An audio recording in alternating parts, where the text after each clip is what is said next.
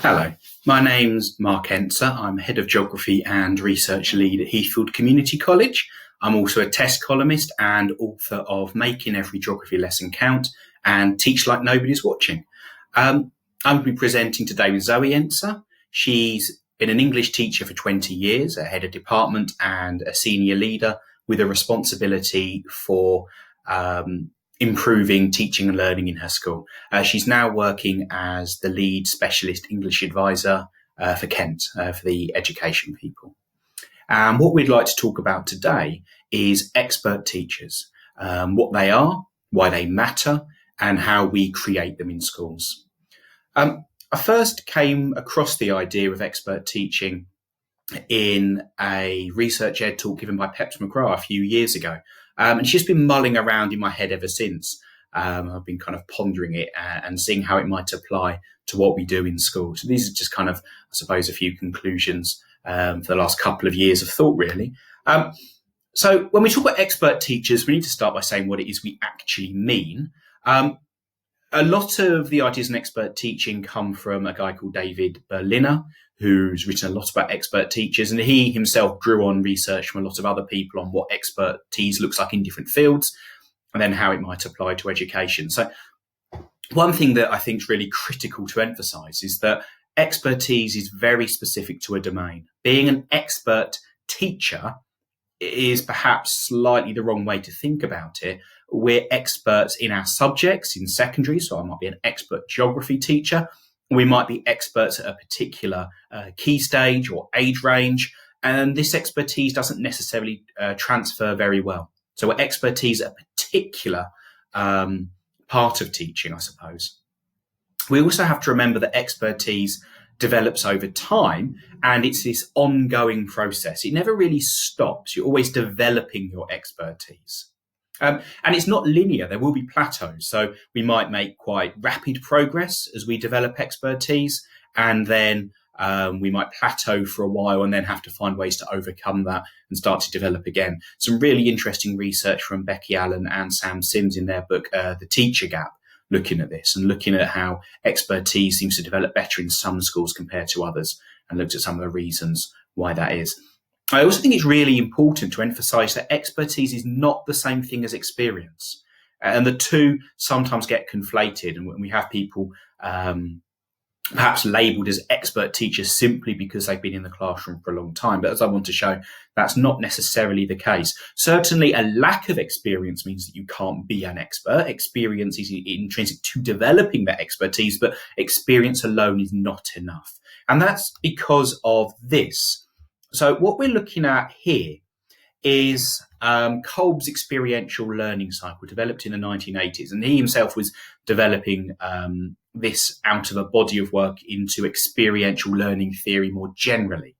So what experiential learning theory suggests is that people learn from experience. And sometimes in education, this has led us to some particular dead ends where we've tried to teach purely through authentic experience, or we've perhaps overemphasized the need for authentic experience in the classroom, and that hasn't worked especially well.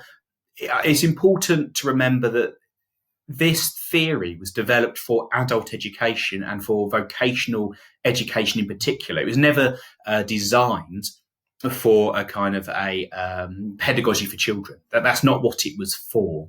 It was always meant to be very much tied to vocation, but that's where I think it has some interesting implications for continuous professional development in schools, because that's what we're dealing with, is adult education and vocational education, developing professionals. So what we're seeing here is a cycle. You can kind of jump in anywhere into the cycle, but if we start by kind of focusing on concrete experience, because in too many cases, that's all we're left with as teachers, is a lot of concrete experience. We teach 5 hours a day, 4 hours a day, 5 hours a day, 6 hours a day in some cases.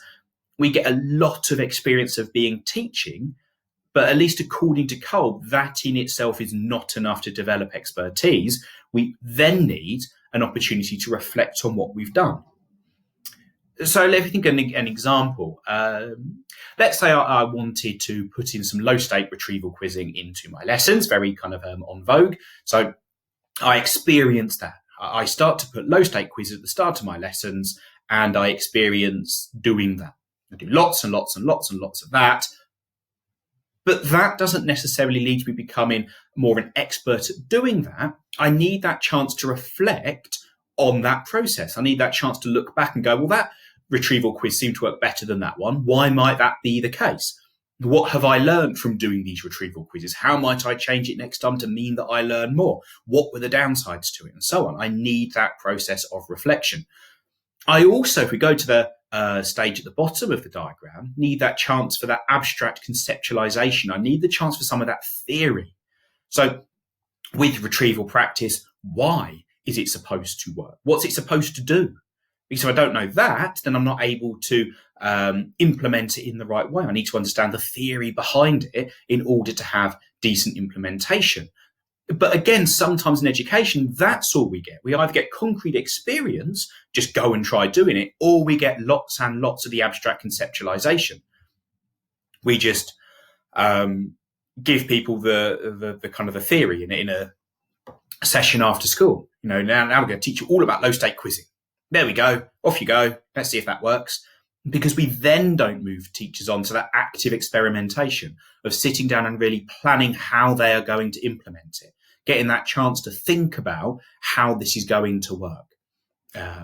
What are they actually going to put in place and why, coming up with a few different theories and things they want to test out, and then putting it into the experience and going around that cycle. We need both the concrete and the concrete experience, and we need the theory. We need the active experimentation, and we need that reflection. All parts of that cycle are important if we're going to develop expert teachers. And I just don't think that in a lot of schools we're quite there yet. I think we tend to just do the concrete experience, or we do the abstract conceptualization, but we don't tie the two things together especially well, for a whole host of different reasons. So if we think about why expert teaching is important, it was because experts can do things that novices can't. And this is because experts develop their schema. They develop their internal web of knowledge about a certain situation. And these schemas really matter. They just make life much easier. If we've done things lots and lots of times before, and we've reflected on it, and we've assimilated it into our schema, or we've accommodated new information into our schema, we can then act differently next time because we've done it once before or twice before. In the case of many expert teachers, hundreds and hundreds of times before. So we know that experts see problems differently than novices. They confront the problem in a different way. They look at the problem on a much deeper level. They're less concerned with the kind of superficial details. And they get to the heart of the issue much more quickly because they can find patterns more quickly. They're able to say, this thing that's happening now is a lot like that thing that happened a few weeks ago, a few months ago, several years ago. Last time I did this and it worked, so I will try that again. And that can often be an automatic process. It doesn't need conscious thought. So you can do other things at the same time. You can deal with a pupil being disruptive without having to stop and go, what do I do about this situation? Let's think through my options. You just automatically deal with it. It becomes much more easy. Where a pupil asks a question that, you hadn't planned for, hadn't expected, but a pupil before has asked it, and this is how you explained it. And so you can just go through that process whilst at the same time managing other things. So you get this kind of automaticity in behaviour, but Berliner also suggests that expert teachers are more flexible and more responsive at the same time. So they're able to do things in the moment much more easily. They can break out of that cycle of automatic behaviour to deal with things as they crop up, in part because so much else has become automated. They've just got that space to respond to things. They can think about something new because everything else they're not having to think about for the first time. However, there can be conflict between those two things. It is possible that very experienced teachers who have developed expertise in a whole range of parts of their job run on that kind of automation of just going through the process day in, day out and doing that very effectively, but then struggle to respond to something that is very new. So we might see that at the moment, a lot of us trying to deal with remote learning and perhaps falling into that trap of going, well, when I've taught in the past, I've always taught in this way, so I'm now going to try and do exactly the same thing as I would in class, perhaps through things like Loom, So we're going to try and teach in exactly the same way, but I just won't be in the classroom. That's bound to work. Probably isn't, though, is it? Because you're not going to have that live interaction with your students. You're going to have to do things slightly differently and adjust. But it might be quite difficult for expert teachers to adjust very quickly because they've got so much else to think about. But they've got this kind of vast body of knowledge to sift through to come up with new solutions.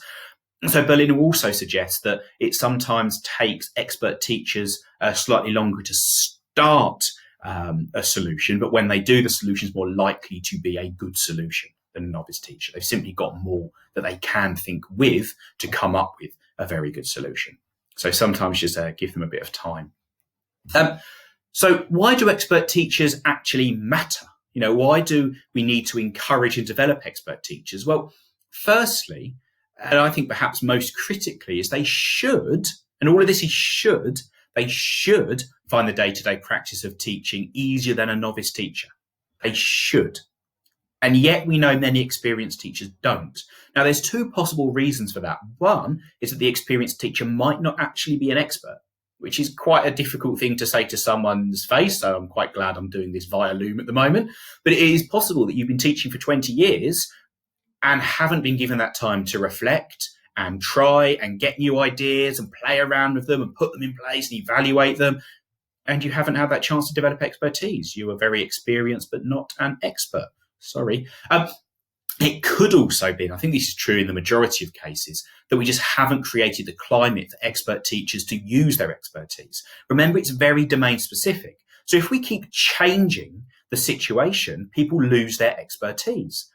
So if we're always changing the way we do assessments or changing the way we expect people to teach, changing the curriculum, giving them different subjects to teach, giving them different year groups to teach, they don't get the chance to develop and use their expertise.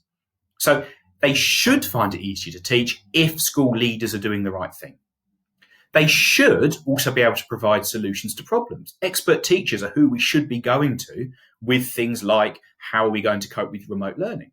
Let's pull that out to our most experienced and expert teachers. What do you think is likely to work in this situation? How do you think we should deal with changes to assessment? Think back over your experiences that you've reflected on and developed expertise through. What would you suggest? Because they should be an archive of educational law. They should have all of this experience that is developed into expertise that they can call on. This is why we should be developing it. And our main message today is that the role of educational leaders and all professional bodies should be to try to produce expert teachers. That's what we should be driving for. And then we should be giving them the conditions in which they can thrive. We should be setting things up so they can use their expertise, giving them that space to do it. But first, we have to create them. And that's what Zoe is going to go on to talk about, is how we create expert teachers through continuing professional development. So I'll hand over to her. Hello. Much like Mark, I've spent a great deal of my career considering the idea of how do we actually go about creating this environment for expert teachers? What is it that we need to do? Of course, this is a desirable outcome. We really want to do that, as Mark has outlined from the Berliner study. A recent study by the NFER said once again that it is really essential that we work on developing our teachers, and good quality CPD is one of the things that has the biggest impact on the student outcomes. But how can we really go about creating that environment where these teachers thrive? And ultimately, as this quote shows, culture is what people are doing when no one is looking. How can we keep that continuous growth and development well beyond the realms of accountability measures and QA activities?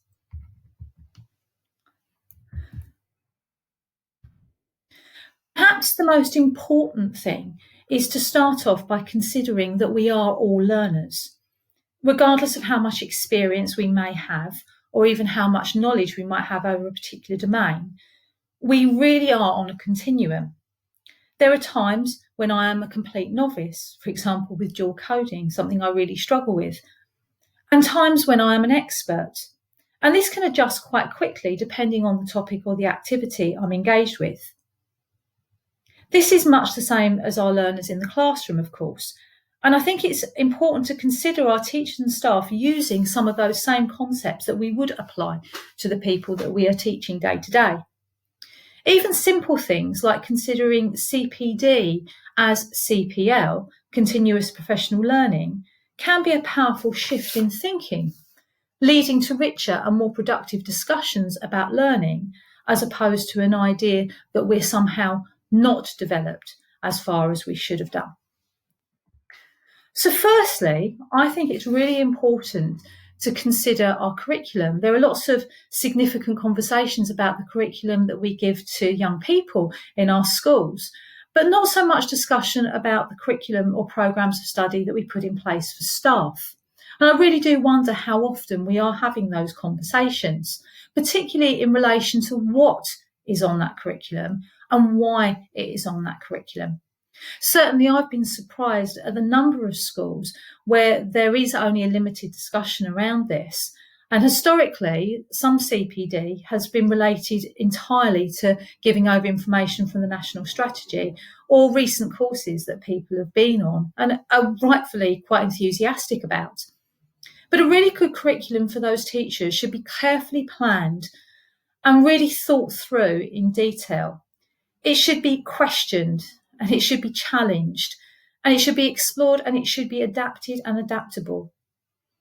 Ideally, a good quality curriculum for teachers should be built in conjunction with those people, reflecting their needs and for their own development and their own ideas in relation to this. There are lots and lots of expertise, as we know, out there, and we need to be able to draw on that when we're discussing the curriculum that we're putting in place. Obviously, the more expert teachers you already have in the school and the more time they are given to reflect and discuss, the easier it is to be able to do that. But I think it's important for all teachers to be involved in the development of that curriculum. Keep embracing that why alongside everything that you do as well. Why are we doing this? Why are we doing this now? And really think about the problem that you're trying to solve. Having that clear programme makes sure that everything that you're doing is much more proactive rather than reactive. And ensuring that this is guided by research is giving you a further opportunity to what has worked most effectively and in what contexts. That's going to be extremely powerful when building up what you want your teachers to be able to do and how it should look. In addition, in the same way that we do with our young people, we need to think about the pedagogy that we're putting in place. Often CPD sessions are tacked on at the end of a 5-period day, not necessarily the best time for lots of review and reflection. In fact, you're more likely to have visions of tonight's dinner and tomorrow's lessons swimming around that busy teacher's head, rather than the cognitive load theories that you want to be able to get them to engage with. If we want the learning to be significant and bring about the change that we want, I would say it is imperative to reduce the extraneous load at those particular moments and allow staff to focus on what is really needed. Thinking about timings. Does it have to be an hour-long session? Could it be shorter? Think about the location. Are there lots of distractions in there, just as we would think about, again, with our younger learners and our novice learners? Are there external interruptions? And what about the quantity of information we're expecting them to engage with? How are we presenting that information to them? Really focus on what is needed in that session, deliver it concisely, and then give them time to reflect on how that might impact on them in their classrooms. After all, we want this to move from the short-term memory to the long-term memory, again, just as we would with novice learners. This means giving time to revisit, to reflect, to practice, and reflect some more. Overlong sessions, which later get forgotten amongst mock exam marking and revision, are not going to create that kind of environment where we want those experts to thrive. Of course, we don't do that alone, and we do need to check in with our learners just as we would with the novice. So make time to offer scaffold and support, especially when they're trying something completely new. Coaching conversations, peer lesson visits, time again to reflect with their colleagues, all followed by as much dialogue as possible about what is working and why, is going to be really important as part of this process. Finally, and something that I've already alluded to, is the idea of these revisiting topics. And I think Mark certainly mentioned it as well earlier. It's about time. We need to keep going back to the continuous in this kind of professional development or professional learning. It is continuous. It doesn't happen on a wet afternoon in November. It doesn't happen on an inset day. It happens over those shorter conversations, over those day-to-day interactions, those shorter practices, the time that you take to consider that evening, what worked in that lesson and what didn't. Even the discussions you're having on Twitter or the thoughts that you're having as you're driving in your car are all part of this ongoing process that we should be involved with. So keep that support coming through those interventions where things aren't working for someone. Help them to explore why. Particularly important with experts that they have that opportunity. Back again to that cycle that Mark was referring to earlier. We need to think really carefully about the feedback that we're giving and make sure that the feedback that we're receiving is actually acted upon. It should be honest, it should be clear. There's a real kindness in giving clear feedback on what is working and why, and keeping that dialogue going at all costs. Of course, it's really important to go back to your curriculum, go back to what you're aiming to achieve, and think about what does this look like in our context, and is it actually working in our context? And if not, don't be afraid to make those changes. In my role in leading teaching and learning across the school, one way I aim to foster this environment was through teaching and learning communities, something which I'm sure many of you are quite familiar with. It was here that staff were introduced to key topics in short blasts, given time to discuss and explore them, and then return regularly to talk about the implementation and the impacts they may have seen. The most powerful part of this process was undoubtedly the time given to this. The time to discuss, the time to give feedback, and the time to review. As soon as you invest time in something, it shows that it has a value, and valuing professional development can definitely benefit us all. Okay, so in conclusion, I think what we're saying is that expert teachers are grown. They don't simply develop over time unless we do something to enable that to happen. There's more to it than that. Expertise is not the same as experience. You also need that reflection, the theory, and the deliberate practice. The four things are critical and need to happen in the right time. And then the kind of the practical side of it that Zoe was talking about. CPD needs a curriculum, it needs a pedagogy of a sort, and it needs an assessment. Those same three things that we use in school when we're teaching children, we need in our continuous professional development as well. And we need to think about it in those terms. So thank you very much for listening. So we've been Zoe Enser and Mark Enser. And I hope everyone has the best lockdown they possibly can. And we'll see you on the other side. Thank you.